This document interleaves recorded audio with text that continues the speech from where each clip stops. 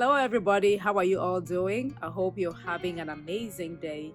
In today's video, we're going to be looking at the different types of bagged soil mixes and how you can use them for vegetable gardening. This is a highly requested video. There's a lot of confusion about what to use when you're doing vegetable gardening, especially if you're growing crops in containers or in raised beds. I'm going to be talking about the different types of soils and what you can use so that you use the right soil for the right type of gardening that you are doing. I sort of understand the confusion around what type of soil to use for what type of gardening that you're doing. Why? Because where I come from, we don't buy soil. Like, this is an extremely foreign concept for us. If you want to do a garden, you just go to your backyard or to the farm, as we refer to them, till the soil, and away you go. But out here in the diaspora, we actually have to buy soil sometimes to cultivate a garden. So for some of us, we don't know what to do. And if you use the wrong type of soil mix for the wrong type of gardening, it is just going to be trouble. Your crops are not going to do well, and you're going to think that you don't have a green thumb. So let's clear up the confusion today once and for all.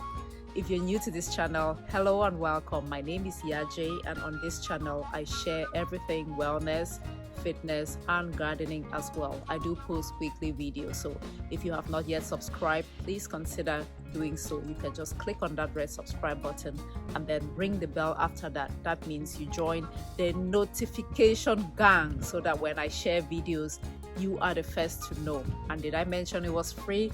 So please go ahead and subscribe. You encourage me a lot by doing so. Thank you so much. Now let's get into today's video and talk about bagged soil mixes. The type of soil that you're gonna use in your backyard or for container gardening, because I'm just gonna talk about backyard gardening, that's what I do, and container gardening as well. It's going to depend on the type of gardening that you do. There is container gardening, which means that you're growing your crops in a container. Okay, it can range from something very small to something very big, but it's in a container, in a pot. That's container gardening. And many people in apartment complexes or wanting more flexibility do container gardening, or they just want to grow some crops in containers. I do that. Then the other type of gardening that I see people do in their backyard, and that I do a lot of as well, is what is referred to as raised bed gardening. So it's like your bed, but in this case, it's really raised above the ground, and you usually have some kind of containment. Maybe you have wood, a wooden box, or you have cinder blocks like I do. I have a combination of wood and cinder blocks, but something where the bed is raised and then you have to fill it up with soil. So that is raised bed gardening. And then there is in-ground gardening, which is similar to what we would do in Cameroon, where you just go and till the ground and plant. Okay, you have no other containing devices around it. That is in-ground gardening. So as a recap, three major types. We're talking about container gardening, where you grow crops in pots. We talk about raised bed gardening, where there's some kind of containment, bigger, and then there's in-ground gardening.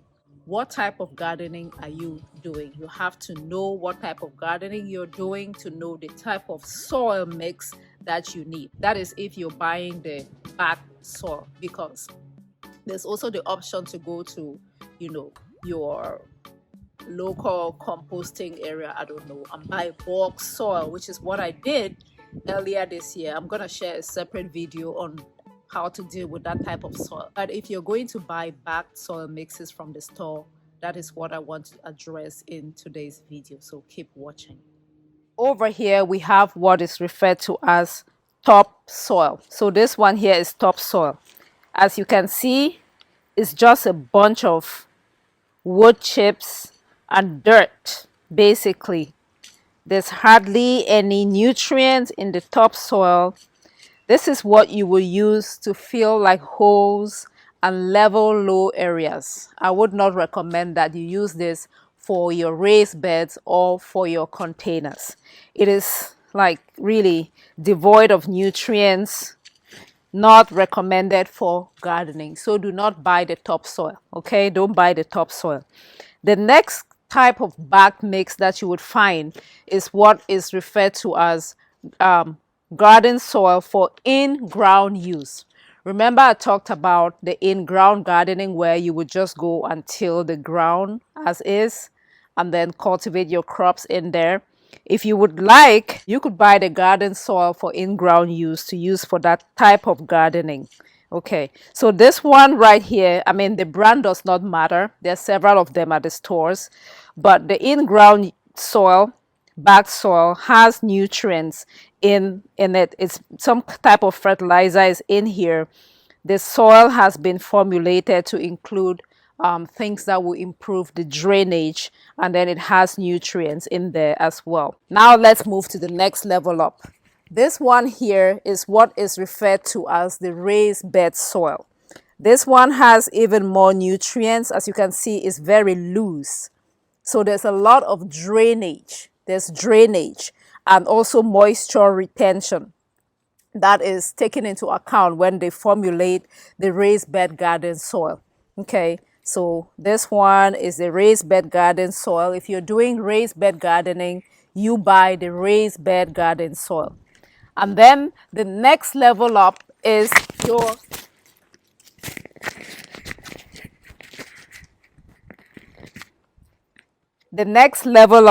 potting mix.